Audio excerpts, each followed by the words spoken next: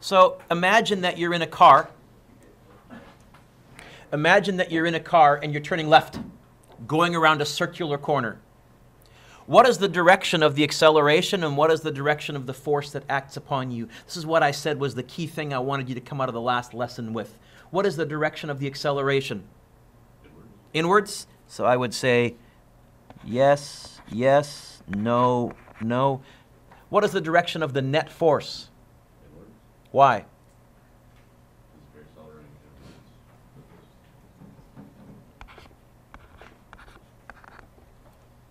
So it says, the answer is A. It says, explain your answer using relevant physics principles. I said, why? When acceleration is inwards, the net force must be. Okay.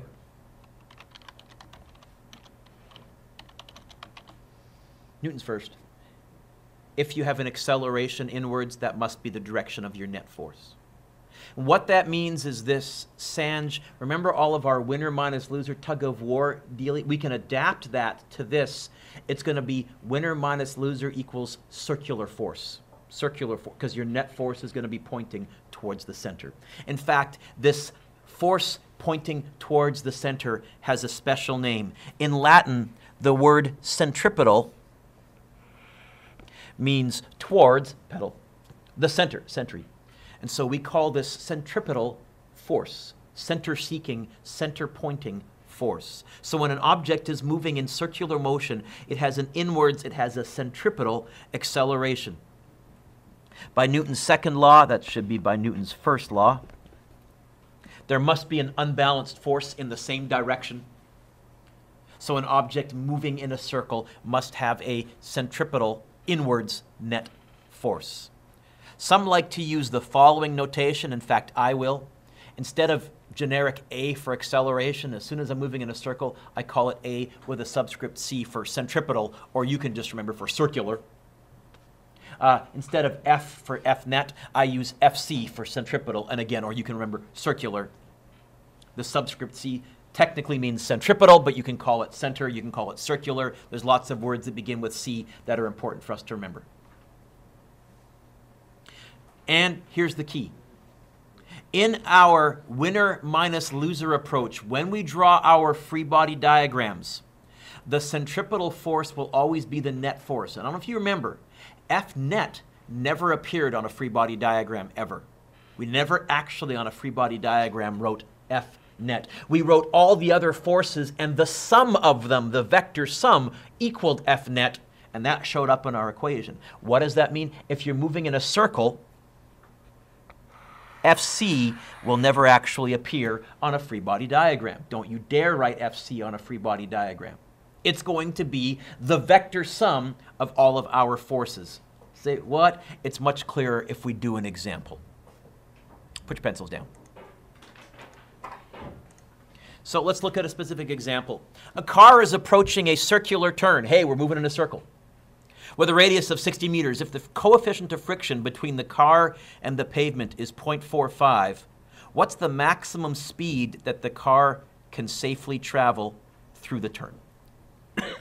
Sit up, Doug. Sit up, Jordan. For this one, we're going to kind of divide this into thirds. Kind of go like this, kind of go like that. And we're going to dollop a little bit. We're going to draw a top view and a front view. And we're going to start out looking at this front view. So here's the pavement. Okay? And we're going to draw the car coming right towards us. So we're going to draw the car. There's its front end. I can see its headlights. There's one tire touching the road. There's another tire touching the road.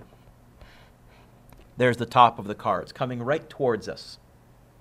And it's traveling in a circle in this direction. It's going to come towards us. So as far as the car is concerned, the car is turning to the left. Use your imagination. Yeah. To our right, to its left. Is that okay? What are the forces acting on this car? Get the obvious one. Gravity down. Is the car sinking into the ground like quicksand? No. Is it lifting into the air like Superman? No. So Cole says, hey, Mr. Dueck, there's that. But what's different in this unit is we're going to ask another question. We're going to say, what path is this car tracing out?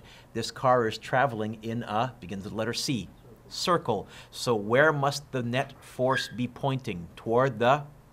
There has to be a force pointing that way. I am not going to call it FC. FC is not going to appear on my diagram. I need to identify what force that is. What's pushing the car in a circle? Friction, which is why you can't corner well when it's icy. By the way, if I did a top view, I would represent the car with a dot. I would say, here is the path that the car is tracing out, and I would say, okay, there's friction pointing towards the center. The only problem with the top view is I would have gravity straight into the piece of paper and normal force straight out of the piece of paper, and I don't know how to draw that, but I point out that it is there.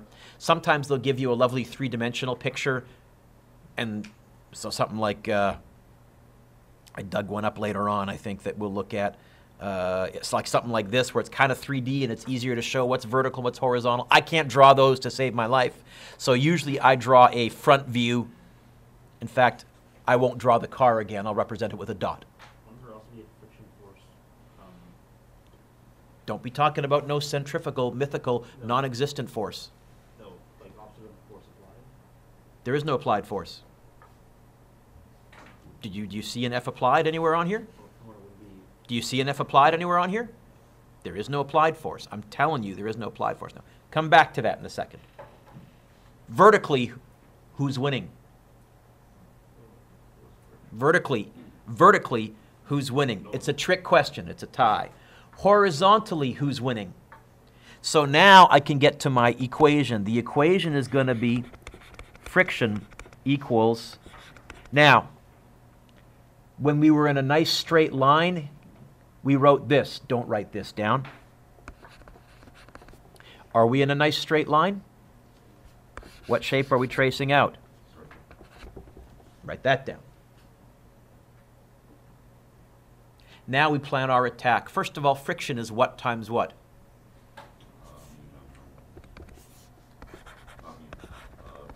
U times the normal force. Circular force is what? Well, when it was net force, we always said MA. What path are we tracing out? MAC. Now, the only problem is we have two versions of AC. We have V squared over R, and we have 4 pi squared R over T squared. Which version am I going to use? Depends on what they give me or what they ask for. What do you think? Which version am I going to use here? Doug? Why? They gave me a speed. Okay. And they didn't give me the period in seconds. Okay. So now I'm going to get then this equals mv squared over r.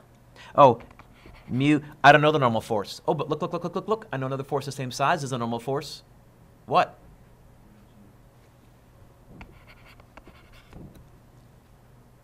Oh! Hey, what's kind of cool that happens here? Can a semi-truck go on the same road as a little Austin Mini, or do we have to build completely separate road systems for big trucks versus small cars? We don't have to? Now you know why. Because it's mass times acceleration. It's a force. I'm glad you asked. Most common mistake, kids say, oh, that's an acceleration. Force is still ma.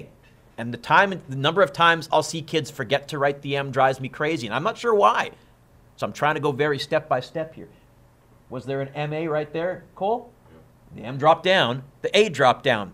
We're moving in a circle, so it's a that changes, but the physics doesn't change. Force is still mass times acceleration. Thank you very much. So far, so good. Let's keep going. What are we trying to find here? Oh, get the v by itself. How? Times by r and then square root. Mu g r square root, which is going to be mu 0.45, 9.8, r 60,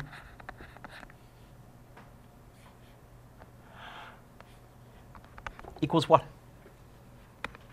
By the way, this is how they calculate when you're coming to a corner, the speed limit signs that they put up. Although they would probably divide this by 2. They put some kind of a safety margin in. Divide it by 2 or by 3 or something like that. And they would probably use the coefficient of friction for rainy weather just to be safe.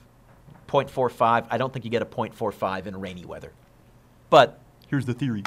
0.45 times 9.8 times 60 square root. 16.3 meters per second. Or if I go times by 3.6, the road sign would say, well, you could do this corner safely, well, 60 kilometers an hour, slightly bigger than that answer, you'd start to feel your wheels slipping. So you could do this corner safely at 50 kilometers an hour. They'd probably put 30 kilometers an hour as the speed safe. Okay. Example 2. A test tube rotates with a period of blah, blah, blah. What's the centripetal force on a amoeba at the bottom of the test tube? The bottom of the test tube rotates in a circle with a radius of 0.15 meters. What are they asking me to find here?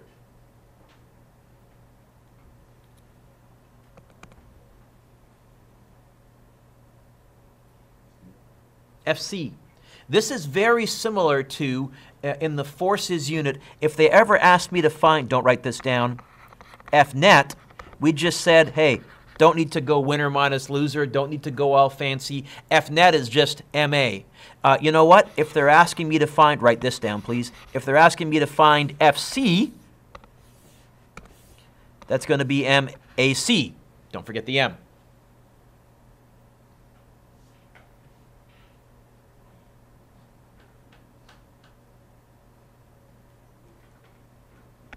Which is going to be m. I have 2 different equations for centripetal acceleration. I wrote them at the top of the page. They're also on your yellow formula sheet. Which one am I going to use? Too slow. Read it to me.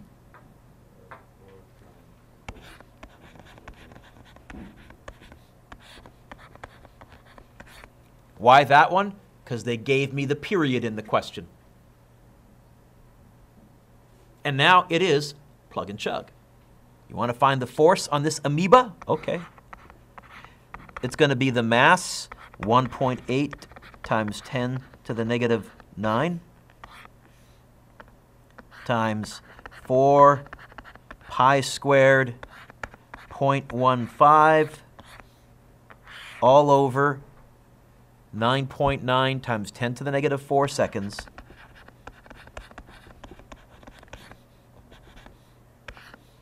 squared. What do you get? Worth practicing typing this in on your calculators? Is he going to make it, Doug? Yeah?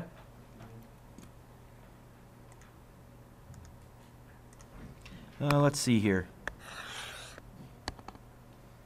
1.8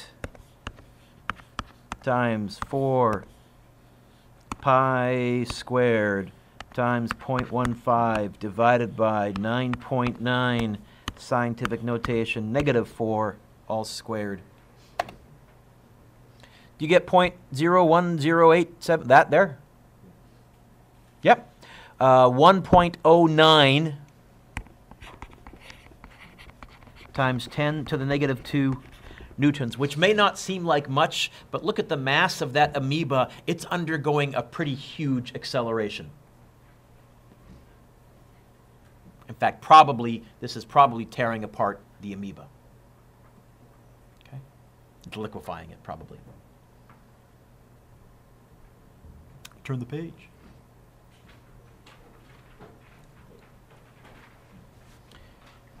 the swing ride at an amusement park. I think it's called the Wave Rider at the P&E.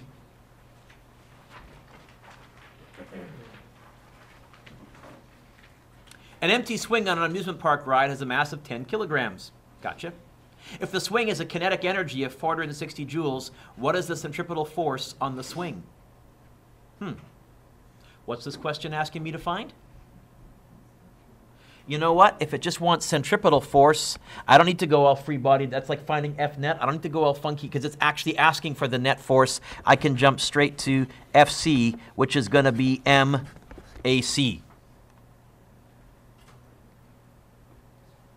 The real question is going to be, which version of A am I going to plug in? Am I going to plug in, or am I going to plug in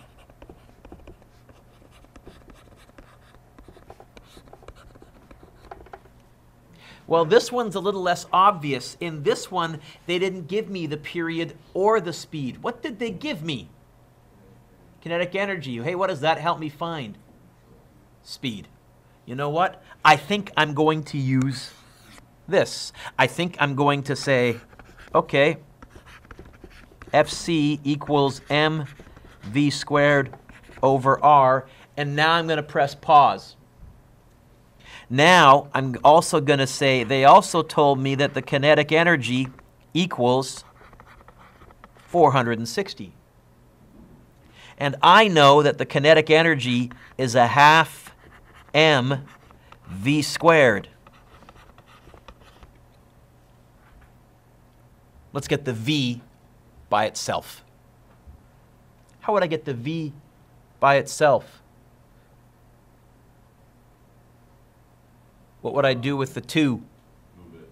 More specific. To the 460, so you multiply by Times the 2, divide by mass, divide by mass, ignore the 1. square it all. You know what? I was going to square root, but then I said, hey, wait a minute. Actually, since there's a v squared in my FC, why don't I be really clever and get the v squared by itself? Because then I can just plug it in directly, can I not? And avoid the whole squared mess. So I'm going to say, you know what? V squared equals 2 times 460 divided by the mass. And I'm going to plug that in over here. I'm going to say this is m over r.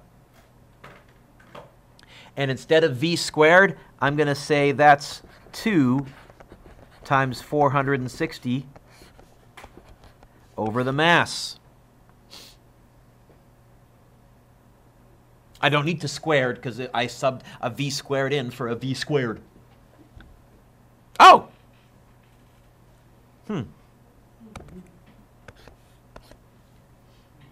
How many of you have been on the swing ride at Playland or at some amusement park? Sanja's nodding. Okay, think back. Cars that were empty, swings that were empty, did they swing higher, lower, or the same as a swing that was full?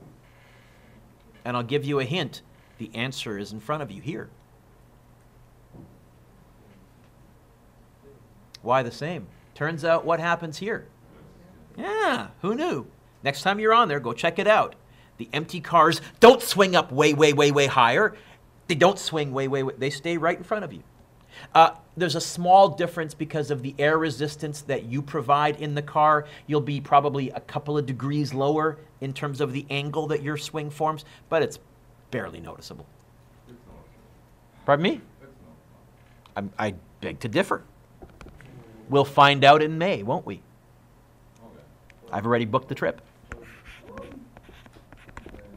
Oh, by the way, to go on the Playland trip, you also have to be caught up in your homework. 2 times 460 divided by 7. It's going to be 2 times 460 divided by 7. You know what? The centripetal force is 131, you know what? 131 newtons of force. Direction towards the center.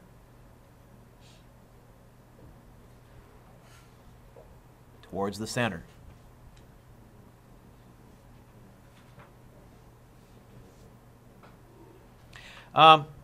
Speaking of cool amusement park rides, the next step up from the wave swing would be to make it jet powered.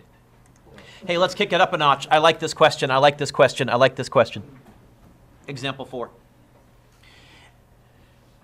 A 1,450 kilogram car can travel without slipping at a maximum speed of 32 meters per second in a circular path of radius 72 meters on a dry horizontal surface. When it rains, the coefficient of friction is reduced to 1/2 of its original value. What's the maximum safe speed of the car under this wet condition? Let's do our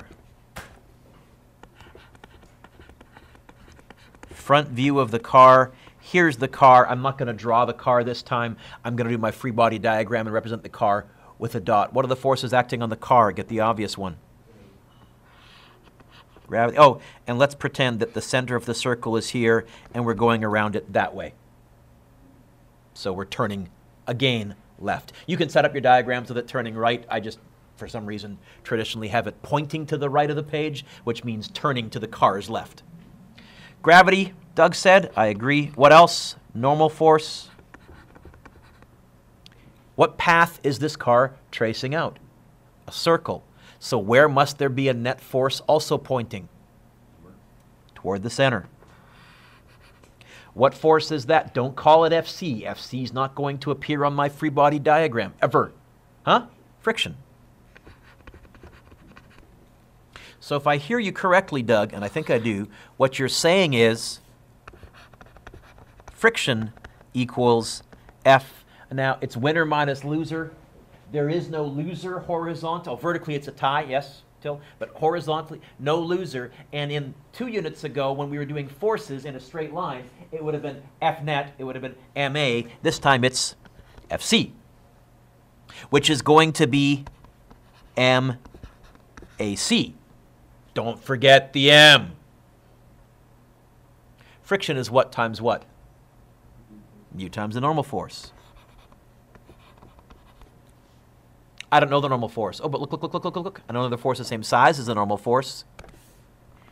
I get mu mg equals m. Oh. And what are they asking me to find here?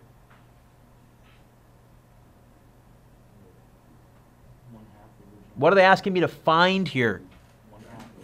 What is the velocity? What is maximum safe speed of the car? One word begins with the letter S. Speed. Speed. You know what? Why don't I use the acceleration that has speed in it? Now, Andrew, I agree and I disagree with you. Andrew, what were you saying? You have to find half value. The problem is going to be, first of all, once again, what happens with the masses? Once again, a semi-truck could do this the same as a car. The problem is, for me to get the V by itself, well, we've seen this equation already. It was to get the V by itself, mu G R square rooted. Do I know R? 72. Andrew, do I know mu? Do I know mu? Say no. No. Do I know mu? No. No. So what Andrew was saying is, you know, Mr. Dueck, I think we're going to have to stop here. And even though technically this question is saying find speed, we're going to spend a lot of time finding the coefficient of friction. In fact, you know what? Let's make a little heading right here. We're going to call this is when it's wet. And now, let's analyze it because they gave me information about when it's dry. When it's dry, I think the free body diagram would be the same. I think you would still get friction equals FC. In fact, I think you would still end up with mu G equals V squared over R. Let me pause. And so it's exactly the same argument when it's dry as when it's wet. But here's the nice thing. When it's dry, do I know G? 9.8. Did they tell me the speed when it's dry? Yeah. Do I know R? Ah! I can find mu when it's dry. How will that help me find mu when it's wet? What does it say about the coefficient of friction when it's wet? Half. Okay. Now I can see where we're going. Did I say I like this question? Because I do. I like this question. I like this question. I like this question. Now I can see where we're going here. I can say, okay, mu equals what? V squared over Gur, yes? I think. So the coefficient of friction, you know what? How about I call it mu D for mu dry? And how about I call it mu W for mu, oh, that's not a mu, for mu wet, because otherwise I might get the mu's confused. You can call them mu1, mu2, or whatever. Yep. 32 squared all over 9.8 times 72. Now you're going to get a yucky answer because I made up these numbers. By the way, I was looking at this. 32 meters per second, that's about, well, 100 kilometers per hour. That's freeway speed. You can't do freeway speed and do a corner of radius 72 meters. You gonna make it, Sanj? Sit up. Sit up. A little faster next time. You're still not sitting up. Get your elbow up off the desk. Wake up. Ah! Nothing? No, it doesn't even work anymore. These numbers are too big. This speed is way too big. Because when I crunch this, I think you get a bizarre coefficient of friction. Do you not? 9.8 times 72. I get a coefficient of friction bigger than 1, which is garbage, and I apologize for that. I keep meaning to change this, and I keep forgetting. But I'll commit to it. 1.45. And so mu, when it's wet, is going to be 1.45 over 2. Half as big. See, that's good traction when it's dry right there. Really, mu when it's wet is around 0.3 or 0.2. So I apologize. I usually try and make up numbers, Jordan, that are at least halfway accurate. This was too much for me to track in my head, and I forgot to change this question. What did I say? 0.726. This is going to be the square root of 0.726 times 9.8 times 72. The maximum speed when it's wet is going to be that times 9.8 times 72. Oh, works out evenly, which is kind of convenient. Square root of 500, 22.6. Which is the correct answer, but in real life, a garbage answer. There's no way you're doing it that fast. Would Formula One cars be able to do that? Depends on their tires. Yeah, that's why it's Okay. racing tires. And they change tires based on weather. If you saw, what was the Ron Howard movie that came out earlier this year about car racing that was pretty intense and graphic? But that there's a race that one of the protagonists refuses to race in because it's pouring rain. It's a race in Japan, and there ends up being like a nasty, nasty accident. So yeah, they can do within limits. The other thing, the friction is what times what? How do the Formula One cars increase the normal force? Because they're fairly light, so how do they increase their normal force? Look at their shape. Their shape is designed so that air resistance pushes them which way? Down. Get a bigger normal force. Why? Friction. So you have the advantage of having a lightweight car, which is better for accelerating, and less mass means you're, in terms of energy and all that stuff. But hey, I can increase the normal. Faster I go, the more traction I have, because the more the air pushes me down, in theory. It's a little more complicated than that, but speaking of complicated, Andrew earlier was yakking about an applied force, and so I wrote here, Andrew, technical comment on turning. The reason that friction is inwards has to do with how wheels work. When you turn your wheels, like in the picture here, Newton's first says the car wants to keep going in a straight line, but you've turned your wheels. Your wheels actually end up pointing, pushing, exerting a force outwards away from the circle because friction is a Newton's third law reactive force, and that's why friction is towards the center. If you were saying, hey, Mr. Dueck, what's the applied force if I was trying to draw all of the forces on the pavement? There would be tires pushing outwards. But we're drawing the forces on the car, so we're ignoring the tires pushing outwards. But that's what's causing... Oh, that's also why if you ever are going around a corner and you lose traction because you're asking friction to do too much, you don't skid outwards from the corner. You keep going in a straight line. That's also why they tell you to do what when you skid? Steer into the skid. What you need to do is reduce friction as much as possible so that hopefully you can then brake, reduce your speed, and then re-get control. Okay? For what it's worth. Another application is space stations. One method of generating artificial gravity in outer space would be to build a circular space station and spin it. So I've given you a picture here. You know what? Let's label the forces. What are the forces acting on this person in the space station? Now, normally I would say, get the obvious one, and you would all say what? mg. Are we in outer space? So no more obvious one. Don't get too carried away here. However, looking at this picture right here, or this picture, what path is this person tracing out? A circle. So where must the net force be? Toward the... So all of us right now, let's label there is a force that way, there is a force that way. It's not Fc, that's not going to appear on our free body diagram. What force is that?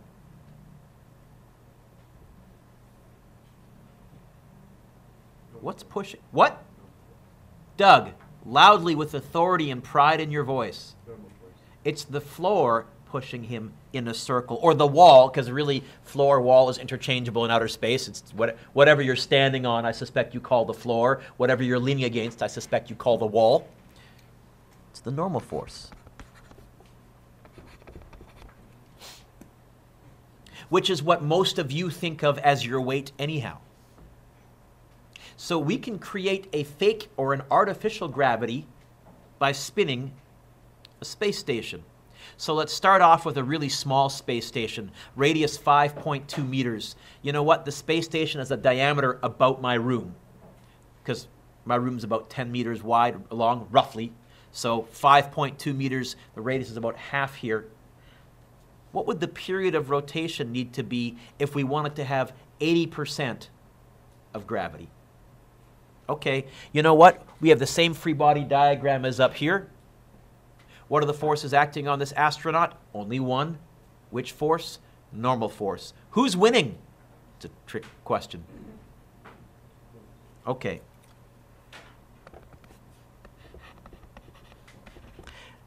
I'm not going to write Fnet.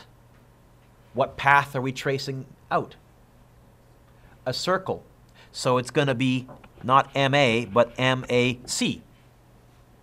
Don't forget the M. I don't know the normal force. Oh, but look. They've told me what they want the normal force to be. Not mg. What percent of mg? They want me to have the normal force be 0.8 mg. That equals m. Which version of circular acceleration am I going to use?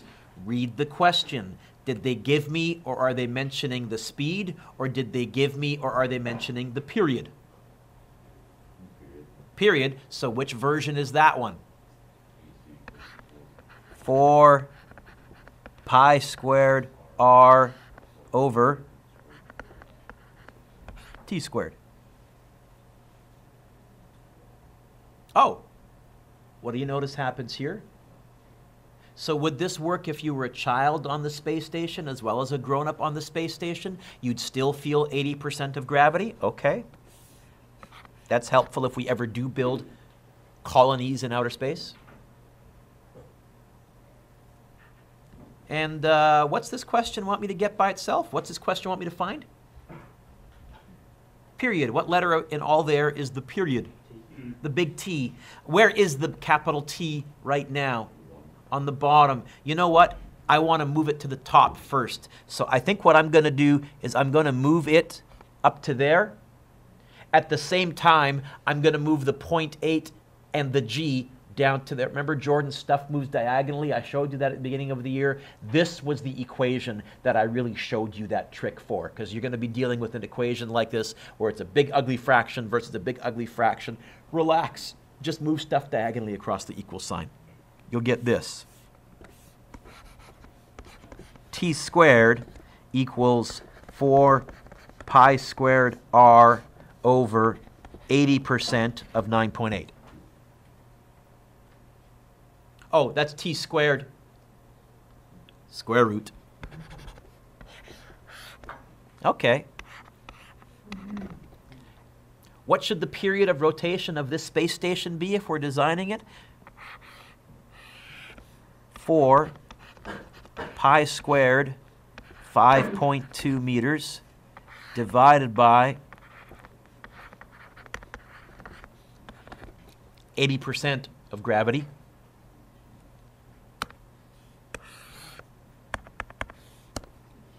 For pi squared times 5.2 divided by bracket 0.8 times 9.8 square root 5 point something, 5.12 seconds.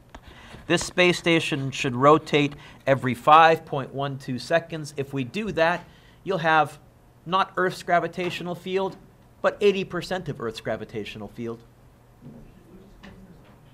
What was your question, Enzo? Okay.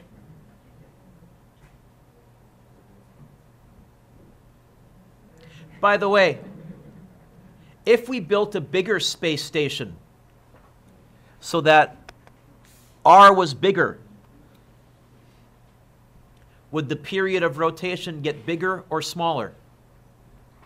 Bigger. That would allow us to rotate it more slowly. The bigger the space station, the better it is, the easier it is to generate a fake gravitational field. Oh, but the more material you have to get into outer space, which is tough. So it's a compromise no matter what.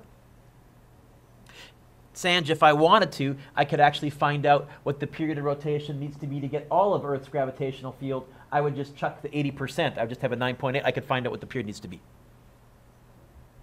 I think there's a part B. Oh, yeah. Suppose the astronaut begins to climb a ladder that leads to the center of the space station. Now, as he climbs towards the center, as R gets smaller and smaller, he'll start to feel lighter and lighter, because the normal force is getting smaller and smaller and smaller and smaller. In fact, when he gets to the very, very center of the space station, what will his weight be? 0. The normal force will be 0. So, at what radius will the astronaut feel 30% of his weight? Well, we're still with the same free body diagram. We're still saying it's the normal force that causes the circular or centripetal force. I don't know the normal force. Oh, we want 30% of mg. 0.3 mg equals m. Am I going to use v squared over r or 4 pi squared r over 2? Well, what's this question want me to find? What radius? Oh, both of them have the radius in them. What did I find in part A, though? I bet you we're going to use the period in part B. I think what I want to do is I want to use the 4 pi squared r over t squared. Because if I used v squared over, I don't know v. Once again, whether you're a kid or a grown-up, you'd still feel the same effect. The mass cancels. Cole, what did you say we're trying to find? What radius? What letter is that in my equation? R. How would I get the r by itself? What am I going to do with the 4 and the pi squared? Divide them. What am I going to do with the t squared? So if I hear you correctly, and I think I do, If you want to find out, maybe you want to set up a science experiment, but for that science experiment, you need 30% of our gravitational field, and you're asking, where in the space station should I install that science experiment? At what radius? R is going to be 0.3 gt squared divided by 4 pi squared.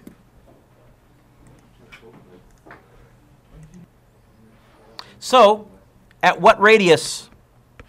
Well, let's see. 0.3 times 9.8 times, you know what? I still have the period. Oh, I should write these numbers out. 0.3, 9.8, 5.12 squared, all over 4 pi squared. But on my calculator, I can use my answer button squared for the period, all over bracket 4 times pi squared. In this space station, you'd feel 30%, 1.95 meters up. Sorry, from the center. In fact, looking at my little picture here, if you did build a really giant space station, let's say with a radius of a couple of 100 meters, you're trying to put a colony up there, you could do some really neat stuff at the center, because along that center axis, there will be a weightless area. It would be a very neat place to install a swimming pool. Okay? You could put the swimming pool maybe 1 or 2 meters out, well, 3 or 4 meters out from the weightless area. That would have a gravitational field strength of like 0.1 or 0.2. And if you started diving from the very center, you would slowly drift, accelerating very slightly until you hit the water very, very gently. It would be an interesting concept of a swimming pool. But would the water also accelerate? Well, no. See, as long as you don't put it dead center, if you put the water, let's say, 3 meters away from the center, depending on how fast you're rotating the space station, you could create a gravitational field right there of maybe 0.1 or 0.2, which would be enough, along with surface tension, to hold the water. It would be a cylinder-shaped swimming pool with empty air in the middle where you were weightless, and you would swim out to the pool. It'd be kind of cool. Would it like the water accelerate outwards? Yeah, but that's okay. It's in the pool. I'll show you in a second. Okay. Okay? Trust me. Example 6, the Gravitron. Very cool ride.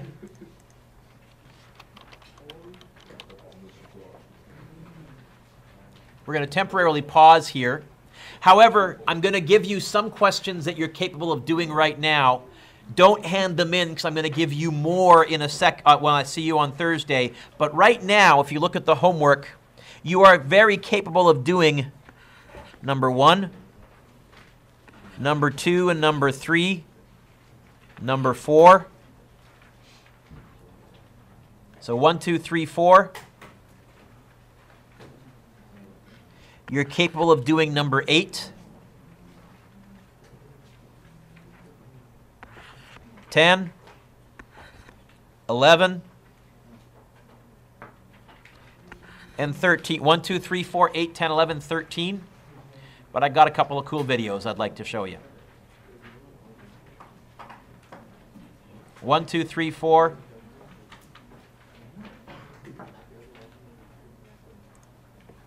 So we're looking at horizontal